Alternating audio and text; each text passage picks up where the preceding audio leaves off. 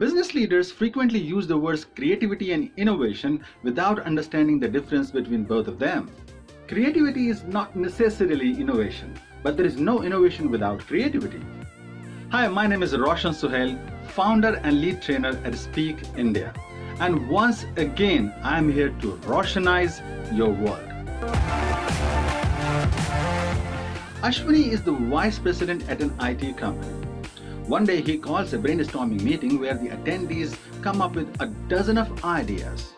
But these ideas just remain ideas and nothing gets implemented.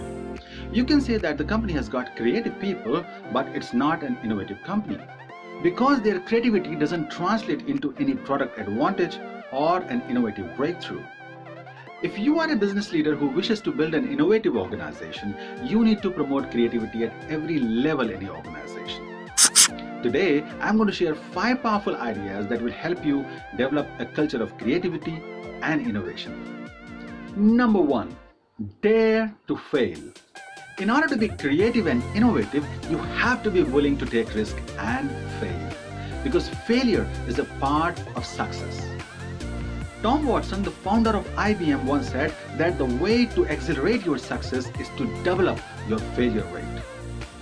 He also added that you should never make the same mistake twice. That means you don't just have to be persistent, but creatively persistent. The earphones that you are using right now wouldn't have come out in a jiffy.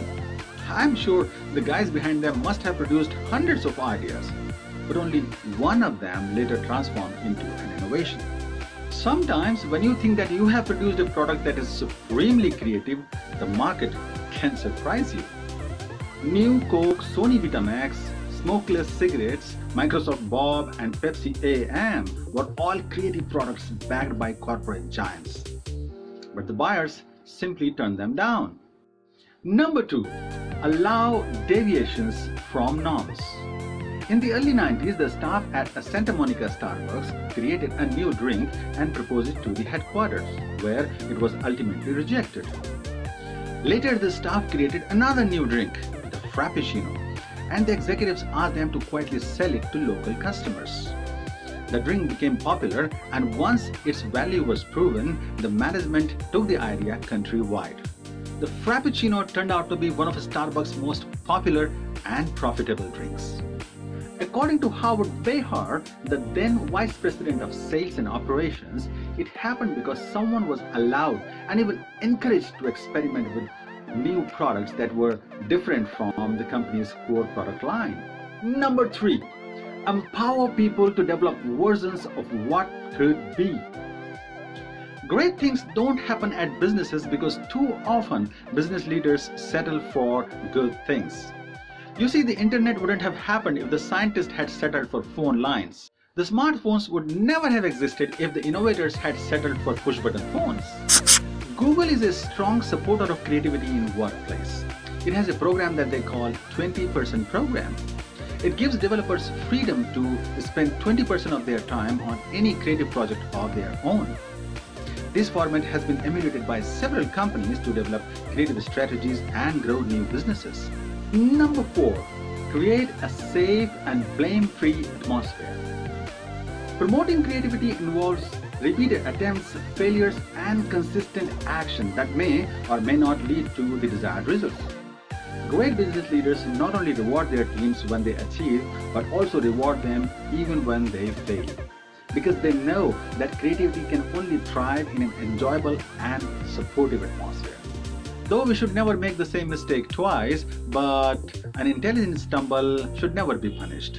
In fact, punishing mistakes is a sure short way to mediocrity. Number 5, get comfortable with chaos. Most managers fail to promote creativity because they are control freak.